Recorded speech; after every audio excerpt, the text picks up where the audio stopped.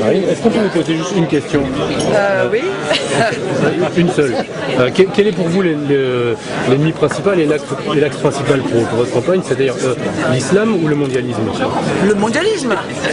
Mais l'islam n'est qu'une...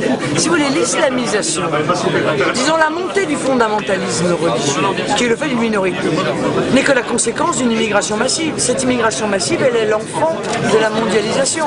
Parce que tout à fait évidemment, elle sert à mettre en concurrence sur le marché du travail le maximum de gens pour peser à la baisse sur les salaires.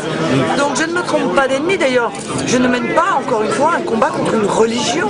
Oui, voilà. Je mène un combat contre ceux qui veulent faire un État dans l'État. Les dernières affiches, par exemple, avaient fait polémique avec les... Oui, mais elles avaient créé la polémique, mais parce que en France, on ne sait plus parler français, parce que l'islamisme et l'islam, c'est pas pareil. Donc voilà, c'est différent. L'islamisme, c'est une action qui consiste à vouloir appliquer la charia, et par définition, la charia s'applique au détriment d'autres lois. Bon, moi j'avoue que je ne veux pas que la charia s'applique dans mon pays.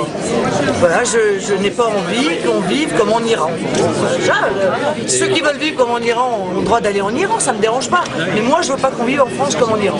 Donc, et je crois que beaucoup de musulmans n'ont pas envie non plus de vivre comme en Iran. Vous pensez que beaucoup de musulmans si on fait un concours, genre qui veut gagner 15 jours en Iran, je ne suis pas sûr qu'il y ait beaucoup de gens qui aient envie de participer au concours. Bon, et musulmans inclus. En Iran, on est plus libre que ce qu'on nous oui, non, mais sûrement. Non, mais c'est pas un problème de liberté, c'est un problème que je n'ai pas envie d'y vivre. C'est pas ma culture, c'est pas mes mœurs, c'est pas mes codes. Vous pensez que des musulmans français vont nous rejoindre massivement ou Moi, je crois il va falloir faire preuve aussi d'expliquer qu'est-ce que nous disons, mais je crois qu'ils sont en partie victimes aussi, si vous voulez, de cette espèce d'identité de substitution qui veut qu'on leur impose d'être musulmans avant d'être français. Je pense qu'il y en a beaucoup qui ont envie d'être français et musulmans et de ne pas faire de leur religion une spécificité dont ils se serviraient pour essayer d'exiger telle ou telle loi différente, tel ou tel traitement différent. Je pense qu'il y en a beaucoup qui ne cherchent en réalité que l'indifférence et nous sommes tout prêts à leur accorder.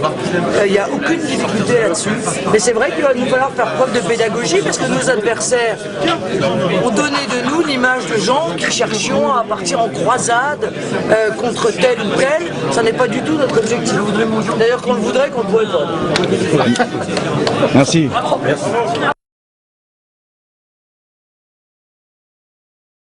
Marine, vous auriez un mot pour Alain Soral, à passer à Alain Soral? Ah bah alors Alain, tu vois, fallait pas tergiverser.